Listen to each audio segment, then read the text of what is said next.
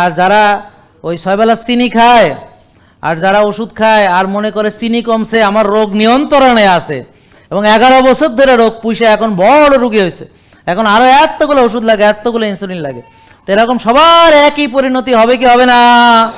তো এই যেই তথ্য না জানার কারণে সবার এই অবস্থা হয়েছে, সেই তথ্যটা শিখে ফেলছেন অলরেডি। কি কন? আলহামদুলিল্লাহ। সবাই বলেন আলহামদুলিল্লাহ। আলহামদুলিল্লাহ যে আল্লাহ আমাদের এই জ্ঞানটা দিয়েছে। তাহলে এখন যদি আপনি রুগী হন, এটা আপনার ব্যাপার। তাহলে সুস্থ থাকতে হলে কি করতে হবে ভাই? ভুঁড়ি বড় বানাইতে হবে, তাই না ভাই? জি না। সুস্থ থাকতে কি করতে হবে? রাত জেগে টেনশন করতে হবে, তাই না বোন? জি না। আর সুস্থ থাকতে হলে 6 বেলা চিনি খাইতে হবে, আর ইনসুলিন মারতে হবে, ওষুধ খাইতে হবে, ঠিক না? জি না। তো ভাই বুঝছেন, প্রতারিত হইতেছেন তো আপনারা বছর বছর ধরে। এখানে যত ডায়াবেটিস রুগী আছে তারা বছর বছর ধরে সেম সিস্টেম ফলো করতেছে, সেম প্রোটোকল মানতেছে।